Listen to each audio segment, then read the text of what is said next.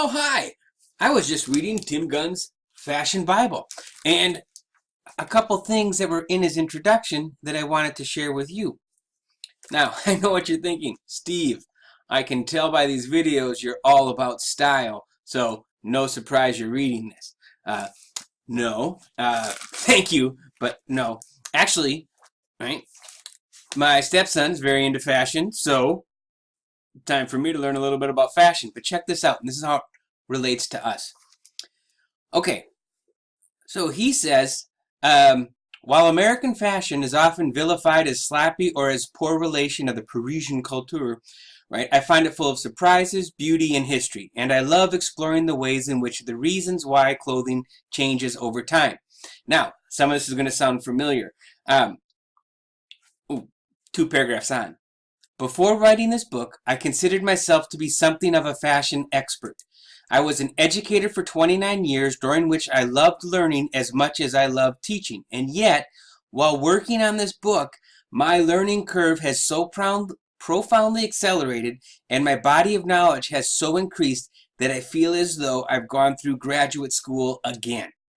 Right? The research required was simultaneously daunting and exhilarating. Every day brought exclamations of surprise and wonder. Now, I don't know if you have had your moment of surprise or wonder yet doing some research, but I have seen some really impressive sources and some neat ideas in your research. So this research, yes, it's an academic class. This is for writing academic papers, but research doesn't need to or have to end. And it doesn't matter how old you are or how much you think you know about a subject, right? Just as he said. Now, check out this. For example, I've always maintained that fashion is all about the context, societal, cultural, historic, economic, and political. Right? Sound familiar? I mean, this is what we're talking about. We need to know context and understand what's going on. But even I was shocked by what a massive fashion shift occurred during the French Revolution. Basically, all those poofy dresses disappeared overnight and people were let's see, in their place were dresses so basic that they resembled the simplest of nightgowns, right? The unbleached cotton garment had no infrastructure and no embellishment. It just goes to show fashion and history are inextricably linked. Whatever your topic is, it is probably inextricably linked with history. And just one other thing I wanted to throw out there that he says. Why is it, you may ask, that the lion's share of fashion history books examine fashion in the Western world? Yeah, Tim, what's up here? The answer is simple. For centuries, clothing in the Western world has changed and evolved while clothing in the East has remained unchanged. Right? The Indian sari, the Chinese cheongsam or gipao, the Korean hanbok, the Japanese kimono have all stayed the same for thousands of years. Their evolution is in the textile. Oh, that's interesting, right? How would the material be different? The kimono, for example, is belted with an obi that must be 12 inches wide and 4.3 yards long. How's that prescriptive? Right? And then he goes on to say there's many beautiful clothes in all parts of the world, but he's really interested in the U.S. Right? I hope you are having, or at least the inklings of these moments of what could be happening while you're doing research and starting to realize whatever you think you know, there is probably 27 different perspectives on it you haven't been exposed to yet, right? Research that you haven't connected to it yet, modern popular culture that has a take on it that you might not have connected. I just talked to my one class about Lucifer, the TV show, which is on Netflix now, and I asked them what it was all about, and they said it's a crime drama. They are, of course, correct. But if you've watched the show, if you haven't, you should, but if you've watched the show, the main character is constantly complaining about dad, right? His brother is also another main character, and in season 2, his mom comes in. So when you're watching Lucifer, it's a family dynamic show, right? Hidden under, not even a hidden, right? A crime drama. So, and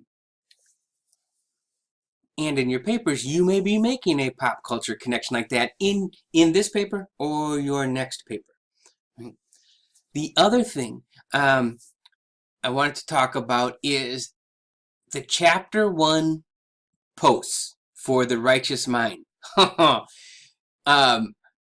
Dang, they are really, really good. So if you've only read 5, well, you already know that, right?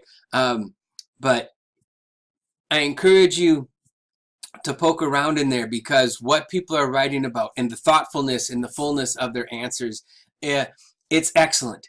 Keep that up. One of the things that I worry about teaching online is, how do I know you're absorbing the material? In class, I can ask questions, we can have a discussion, and I can hear it, and I can see faces when I'm talking, if they look confused or not. I can't do that online, but I can see your discussion posts. And for those doing them, keep it up. You are clearly reading and thinking about this. Now, chapter 1 goes right into and starts with the idea, right, that your professors may be wrong. Does that include me? Well, no, of course not me. Yes, of course it includes me. I think the writing, grammar, style, that kind of stuff, pretty darn solid. But as soon as you move past any of that, it's up in the air. And this is the great thing about a writing class. It's all about validity. Does the argument you make, does the argument I make, is it valid? And what we can do when we look at a paper, we can say this argument is more or less valid than another argument. It's not going to be one's the truth and one's false. Now, if you are misrepresenting information, that's a different thing, and it's going to move you into the less valid category, right? But this is not a throw away the experts because they have faults. No, this is an acknowledgement that even people trained in their areas simply can't know everything and will be shaped by their beliefs and experiences. And it also frees you up to, you can see somebody like 90% of what they say, find out that 10% of what they say doesn't match up to what you believe, and still go, okay, I'm going to disregard the 10% and still keep the stuff that's good, right? And there's even later on a study that Haidt cites and uses in his book that's like, actually that study's not that good. And so even Haidt, you can go say, but am I going to throw out an entire book and his whole argument because he uses one sample that I know people have questioned about? No, that would be silly, right? It might make me feel good. It might give me an excuse not to think about what he's writing, but no, nobody's going to be perfect. No argument is going to be 100% foolproof. There will always be something else, and it's your job as a writer, right, to make it the best argument, the most truthful argument you can in the moment. So, a note on academic papers. One thing is, academically, as you're already noting, is there's formats that they require, right, or they'll want. 2, vocabulary in an academic paper is not going to be the same vocabulary you use with your friends typically. One easy example is contractions. Standard academics say, hey, write out the words. We don't use contractions. Why? Because there's an informality in contractions that we're just going to stay away from. So in your papers, if you have can't, you want to change that to cannot, right? And that is one of the guidelines of, hey, if you want to play the academic game, right, you use full words and you avoid contractions, right?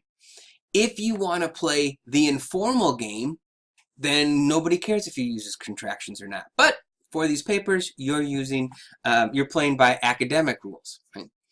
The other thing, as I want to talk about, is I's, which I've mentioned before, but I's and U's you need to be tricky with, because And I've seen some people use them when they work and there's a personal flow to it. I've also seen some where you can just cut out the I think and immediately that sentence is stronger. But typically you want to avoid I's because it is good practice making sure that your argument stands on its own, and it also sets up, we'll look at the argument and we're not focusing on you, because as soon as I say I think this, whatever follows, I can respond to it, but just say, well, that's what you think, I think something else, right? Whereas if you just say the statement, right, the Vikings are a terrible team, now, okay, what's your proof? Steve, they've got new coaches, it'll all be different next year, whatever that might be, right? But so the I's can put the focus on you instead of your ideas. So I want you to try writing these papers without I's. Later on, you can always go back. None of these rules are forever rules. They are for this semester rule. So you get that experience, and then as you go forward, you can decide when to use them. For example, there's something coming up this weekend that I'm going to, and I need to do some writing for it. And I am not avoiding contractions in this writing because it's not an academic setting. So what I'm writing is going to be different. And part of this class is teaching you how to shift gears and go into academic mode, right? When it comes to you is very tricky because you are literally making the reader be something, right? There's a Tim or Tom Robbins, I always get the name wrong, interesting book called Half Asleep in Frog Pajamas. And the whole thing is you. And so one of the things that pops up, he says, is you pull up your pantyhose. Now for me, that's not something I do a lot. So when I'm reading you put on your pantyhose in your skirt, right, from my experience, it's like, oh, hey, okay, and it's fun, and you read the novel, and it's like, so, okay, because the main character is a woman. But when you do that, but it also can be putting people off, or it can say to the person, I'm not writing this for you. So the example I like to use in class is, it says, if a paper starts out, when you are pregnant, right? And whenever and I've actually read that a couple of times, right? I'm ready to stop them right there. Because I am 99% sure that how I would respond to being pregnant is drastically different to how people who get pregnant typically respond to being pregnant, right? Because I am not equipped to do that. So when you use yous, you might be putting the reader in a position that they don't fit, right? So when you have this, well, what if I don't have it, right? Or what if that's not something that would come up? And now all of a sudden you are setting up a barrier for me to get to your idea. So an easy change is, right, instead of when you are pregnant, right, which is using a you, and, half of your audience is going to be male, you could say like, when, heck, even a person is pregnant, right? Or when women are pregnant, here are some of the typical things that happen. So yous are often easy to change, right? By either, and you can always go plural too, as far as like, if you don't want to be, and this is another academic thing, but it also just kind of makes sense. You don't want a paper that says engineer and uses he all the time. Because, well, even though the majority of people being engineers are male, there are female engineers. So if it's always he, and you got really a couple options. One, you can he this time, she that time if it's coming up. Or, and I think that sometimes this is just simpler, you just go, instead of engineer, you go engineers and they. Or whatever it might be, right? Because maybe you're writing a paper about nurses and you realize, wow, I've made every nurse a woman. And while that's statistically pretty much the majority are, there's men who are nurses too. So instead of nurse, she, nurses, they. And it's a nice fix. So that's what I wanted to say on I's and U's. 25% through. My goal is to be through all of them by Monday night. Next week, I'll talk a lot more about what you're going to do with them. For this week, it's a focus on the reading, and though, as you get feedback, make sure to look at both feedback on the introduction of the introduction feedback that I gave you and the paper feedback. Send me an email. Let me know if you've got questions on what that feedback is. And next week will be our revision week. All right. Hope you have a good week. Keep up those amazing posts. It's really impressive. I'm glad. Looks like a lot of people are enjoying the book. And if some of you have mentioned, and this is one of the reasons I picked this book, is that while he clearly, and as even says this, grew up and has a left-leaning bent, he works very, very hard to present what the information out there in a fair way, which is why I have you read chapter 12, where here's valuable things from conservatives, here's valuable thing from libertarians and liberals. So he's really trying to move away from, me, us, our group, that group, and just looking at, hey, let's look at morality and what shapes it. And once we understand what shapes it, we can see why people identify with which groups that they do and why we can't talk to each other sometimes, right?